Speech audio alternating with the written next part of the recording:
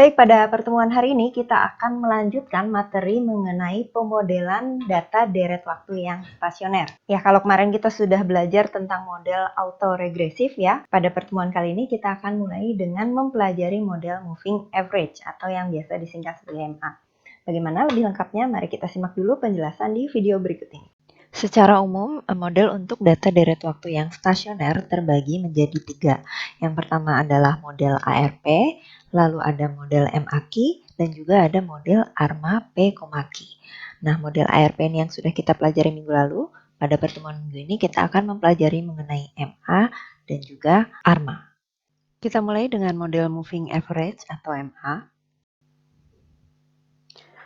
Model moving average atau yang biasa dinotasikan dengan MAKI ya. Di sini merupakan proses linear umum dengan hanya beberapa C yang tidak bernilai 0. Model MA ini mempunyai ordo yang besarnya dinotasikan dengan huruf Q, sehingga secara keseluruhan modelnya ini dituliskan dengan bentuk MAKI.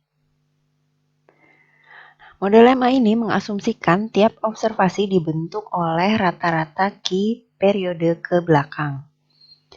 Model umum MA ditulis sebagai berikut ya. Jadi di sini ada ZT sama dengan AT dikurangi theta 1 AT min 1 dikurangi theta 2 AT min 2 sampai dengan theta Q AT min Q. Ya, kita lihat model MA1 ya.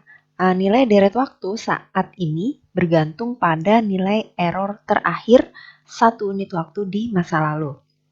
Nah, di sini ya, ZT ya, deret waktu saat ini dipengaruhi oleh error saat ini dan juga error satu periode di belakang. Nah, sedangkan kalau untuk MA2 ya, nilai deret waktu saat ini bergantung pada dua nilai error terakhir, 1 unit waktu dan 2 unit waktu di masa lalu. Seperti ini ya model untuk MA2. Oke, kita lihat proses MA1 ya di sini. Nilai harapan dari MA1 ya bisa kita cari dengan cara seperti ini ya, di mana kita masukkan nilai ZT ya. Di sini kita ketahui kalau nilai harapan dari AT itu sama dengan 0, sehingga ini kalau kita jabarkan akan menjadi nilai harapan AT dikurangin theta nilai harapan AT min 1. Nah, ini bernilai 0 kan? Ini pun bernilai 0, sehingga hasilnya 0. Ya, selanjutnya untuk ragam atau yang dilambangkan dengan gamma 0 ya di sini, ragam dari ZT adalah sigma A kuadrat dikalikan dengan 1 ditambah theta kuadrat. Oke, sekarang kita coba mencari koragamnya atau covariance ya. Kita mulai dengan K sama dengan 1, sama seperti di proses AR kemarin ya. Kita cari covariance antara ZT dengan ZT min 1 yang nanti akan kita lambangkan sebagai gamma 1. Oke, nah ini seperti kemarin ya, kita jabarkan covariance antara ZT dengan ZT min 1 ya. Nanti ini hasilnya didapatkan gamma satunya adalah minus theta sigma A kuadrat. Lalu dicari untuk K sama dengan 2 dan K sama dengan 3 juga seterusnya. Nah, ini diperoleh untuk K lebih besar sama dengan 2, gamma 2-nya, gamma 3, dan seterusnya ini akan sama dengan 0. Oke, berarti di sini bisa kita tuliskan struktur korelasinya atau rho K-nya ini sama dengan min theta per 1 plus theta kuadrat ya jika K sama dengan 1. Sedangkan nilainya akan 0 jika K-nya lebih besar sama dengan 2. Oke, kita lihat di sini ada contoh ACF dan PACF untuk MA1. Nah, bentuk ACF dan PACF dari MA1 ini kebalikan dari bentuk ACF dan PACF untuk AR kemarin ya. Kalau di sini ya kita bisa lihat nih di ACF-nya dia hanya ada satu yang signifikan nilai autokorelasinya ya, yang di paling depan. Sedangkan bentuk PACF-nya ini dia menurun secara perlahan atau membentuk pola eksponensial. Nah, yang ini juga kan, kalau misalnya ini dicerminkan ke atas, ini akan membentuk pola eksponensial. Ya, ini plot time series-nya seperti ini untuk MA1 dengan tetanya 0,9 ya, sedangkan pada saat dilakukan plot untuk ZT dengan ZT-1, polanya seperti ini ya. Nah, ini berarti ada korelasi antara pengamatan ZT dengan ZT-1. Sedangkan pada saat dilakukan plot antara ZT dengan ZT-2, polanya sudah mulai acak ya, berarti menandakan sudah tidak ada korelasi antara ZT dengan ZT-2. Oke, selanjutnya untuk MA2 ya, ini modelnya.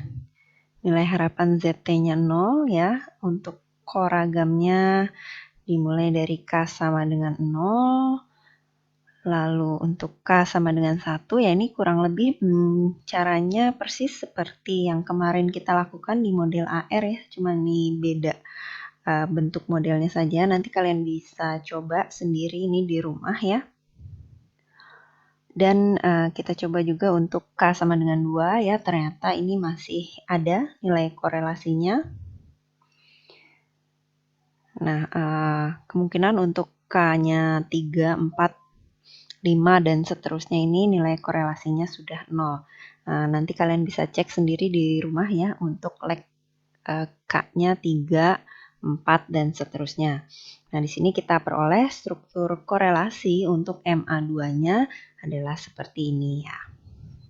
Jadi untuk K sama dengan 1, rho K-nya yang ini, untuk K sama dengan 2, rho K-nya yang ini, sedangkan untuk K lebih dari sama dengan 3, ini rho K-nya adalah 0. Nah, hasil dari struktur korelasi yang di sini juga tergambarkan di dalam plot ACF dan PACF. Ya, pada saat leg 1 dan leg 2 ini ACF-nya ini ada nilai yang signifikan ya. Jadi ada nilainya kan, besarannya sebesar rumus yang tadi. Sedangkan mulai leg ketiga, 4, 5, dan seterusnya ini sudah di bawah garis batas ini. Jadi sudah mendekati 0. Sedangkan di sini kita bisa lihat bentuk PACF-nya ini menurun secara perlahan ya, atau yang disebut sebagai tails off. Ya, ini juga contoh lain bentuk dari ACF dan PACF untuk MA2.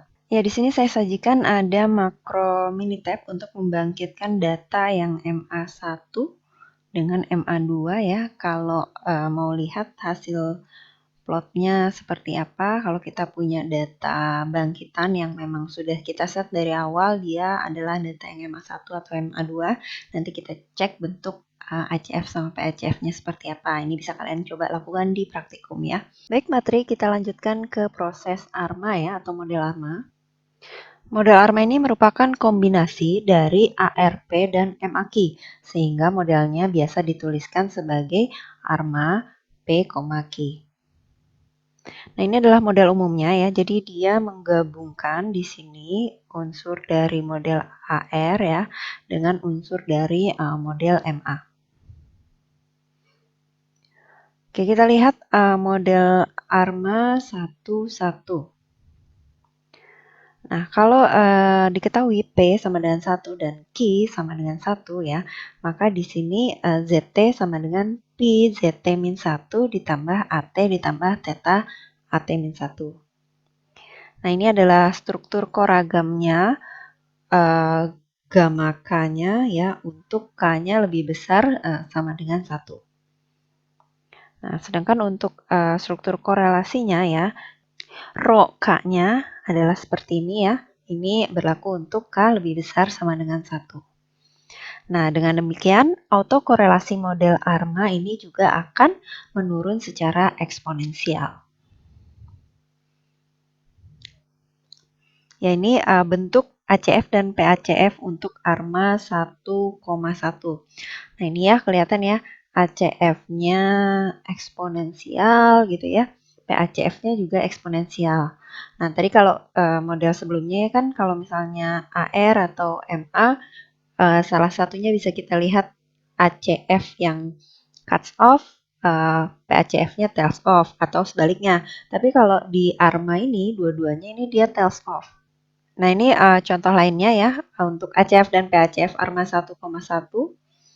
Oke, tabel ini berisi acuan ACF dan PACF dalam memperkirakan model deret waktu.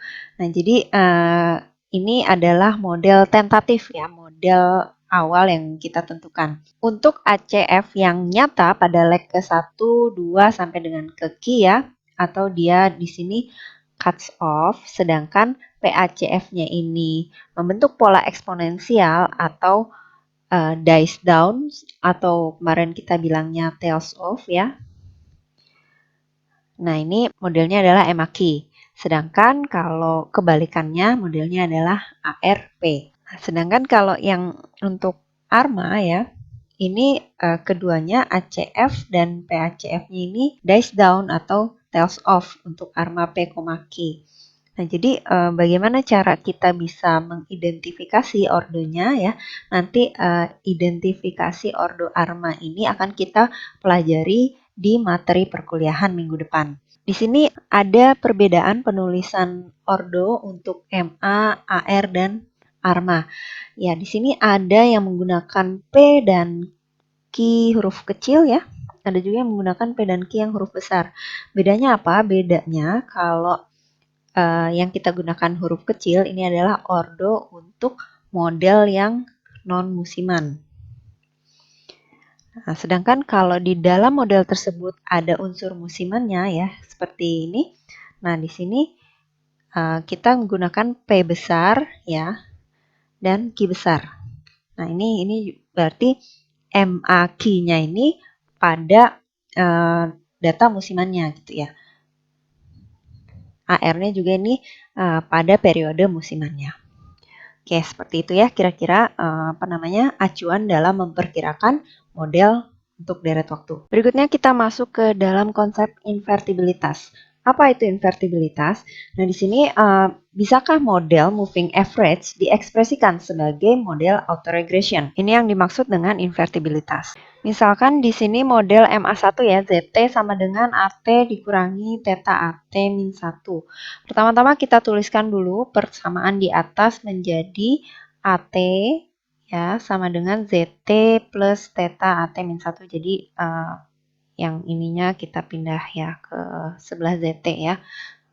Oke, lalu gantikan T dengan T min 1 dan substitusikan ET min 1 atau kalau di sini kita gunakannya AT min 1 ya.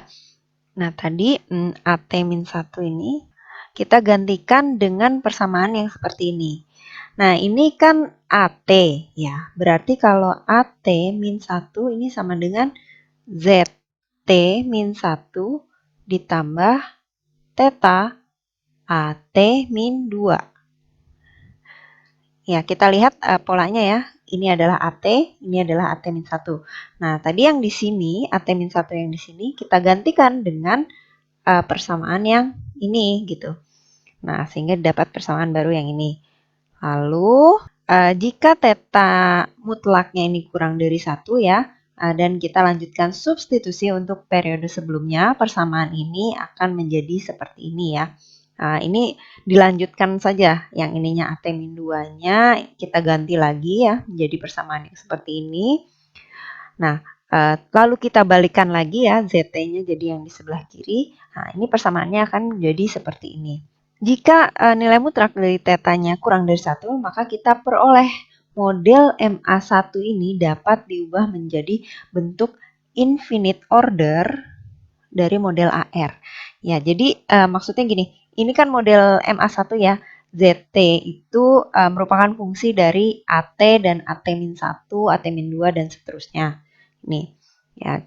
Nah, sedangkan kalau model AR itu kan di dalam ZT itu ada ZT-1, ZT-2 dan seterusnya.